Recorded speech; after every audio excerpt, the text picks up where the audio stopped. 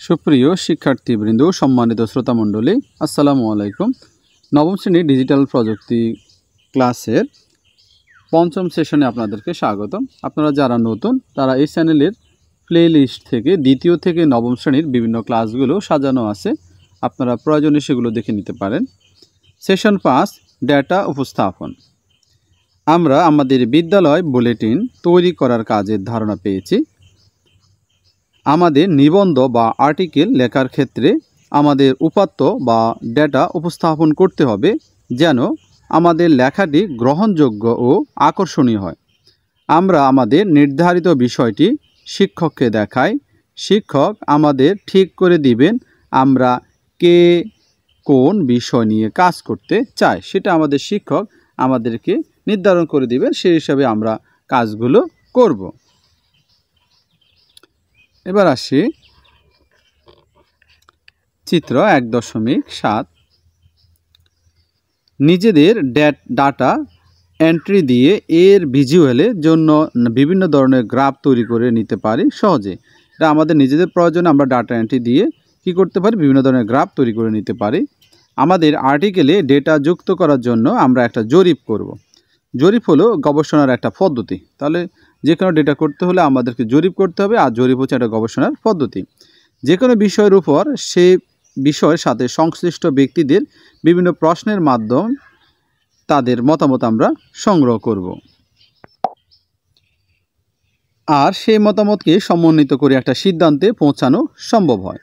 জরিপের জন্য বিভিন্ন ধরনের প্রশ্ন করা যায়, যেমন বর্ণমূলক প্রশ্ন করা যেতে পারে, বহু নির্বাচনী প্রশ্ন করা যেতে পারে, তারপরে লাইকার্ট স্কেল মানে মাত্রা নির্ধারণের প্রশ্ন করা যেতে পারে।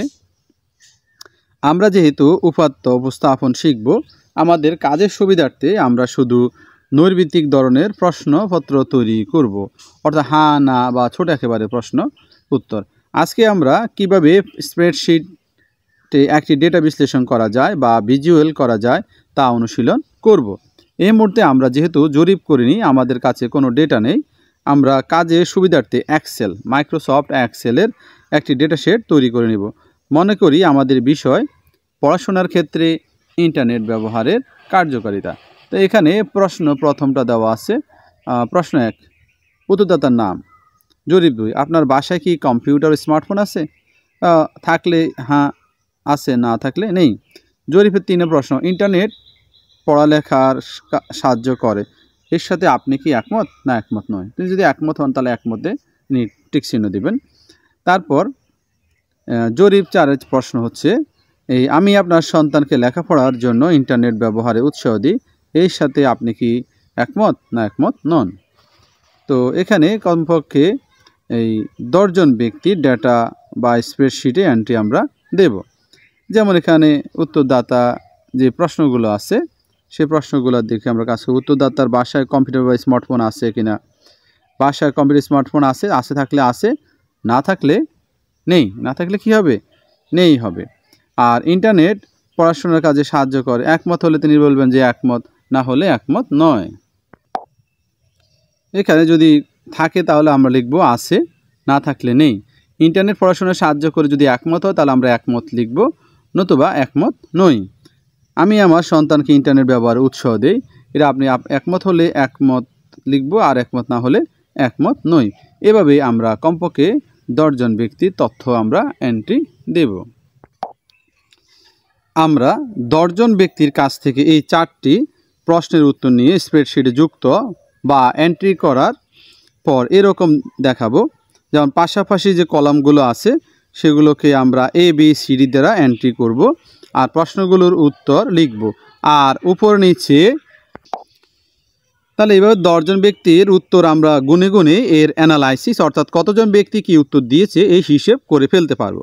কিন্তু আমাকে যদি 1000 জন ব্যক্তির ডেটা দেওয়া হয় তাহলে আমার পক্ষে হিসেব করা অসম্ভব হয়ে পড়ে। তাই স্প্রেডশিট ব্যবহার করে আমরা এই কাজটি শিখে নিলে মুহূর্তের মধ্যে বড় বড় হিসেব বা গবেষণার কাজ আমরা করে ফেলতে পারবো। তো এখানে যারা উত্তরদাতা আছে, যারা আগের পৃষ্ঠায় যে উত্তরদাতা ছিল সেখানে মোট উত্তরদাতা ছিল 10 জন, আর সেখানে আমরা দেখলাম একমত ছিল ইন্টারনেটে পড়াশোনা সাহায্য করে এই বিষয়ে একমত ছিল 5 জন, আর একমত ছিল না 5 জন। আর আমি আমার সন্তানকে ইন্টারনেট ব্যবহারে উৎসাহ দিই। এটা একমত ছিল 2 জন, আর একমত ছিল না কয়জন? 8 জন। তাহলে এবার এই যে কলামটা আছে, এই কলামটা যদি আমরা খেয়াল করি, সেখানে প্রশ্ন আছে, উত্তর আছে, অপশান আমরা কপি পেস্ট করে রাখবো। যে স্প্রেডশিটগুলো নিবা, পরের পৃষ্ঠায় স্প্রেডশিটগুলো বড় করে দেওয়া আছে, আমরা সেগুলো দেখি। এখানে আমি আমার ডেটার সমন্বয় বা হিসাব করতে চাই। সেখানে সেল সি এ, সেল মানে C17 আমরা ফর্মুলাটা লিখব, কাউন্ট IFS। তো কার্সার উপরে নিয়ে যে কলামে ডেটা আমরা অ্যানালাইসিস করতে চাই সেই কলামে ডেটার রেঞ্জ সিলেক্ট করি, একটা কমা দিই, তারপর ওই কলাম থেকে আমরা যা বের করতে চাই তার উপর কার্সর লিখে সিলেক্ট করি। এতে একমতের উপর কার্সর রাখা হয়েছে এবং ওই সেলের রেফারেন্স আমার ফর্মুলায় চলে এসেছে। এবার ব্র্যাকেটে ক্লোজ করি, দ্বিতীয় বন্ধনী, এন্টার চাপ দিলেই বের হয়ে আসবে আমার হিসাব। এই সব কয়টি ঘরে ফর্মুলা বসিয়ে আমরা হিসাব করে ফেলতে পারবো।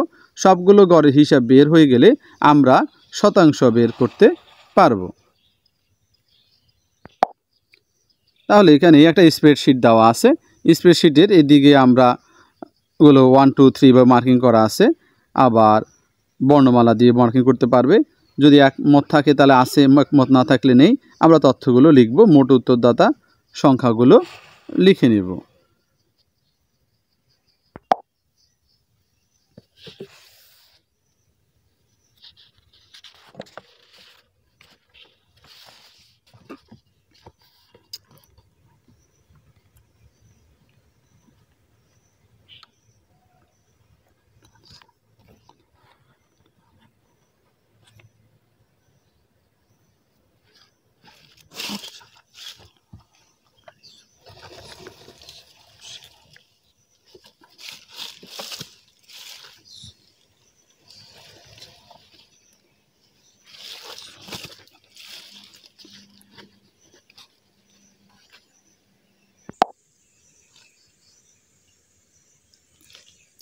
আমাদের গ্রাফ তৈরি হয়ে গেছে।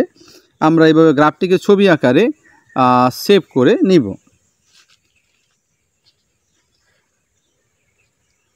এখানে তোমরা ফাইল আছে, হোম আছে, ইনসার্ট আছে, পেজ লেআউট আছে। আমরা ইনসার্ট থেকে এই তথ্যটা নিব। সেখান থেকে যে পাশে যে গ্রাফ আছে, যে গ্রাফগুলো আমাদের পছন্দ সেগুলোর উপর ক্লিক করে আমরা যে কোনো একটা সিলেক্ট করব, সেই হিসাবে আমাদের গ্রাফটা তৈরি হয়ে যাবে।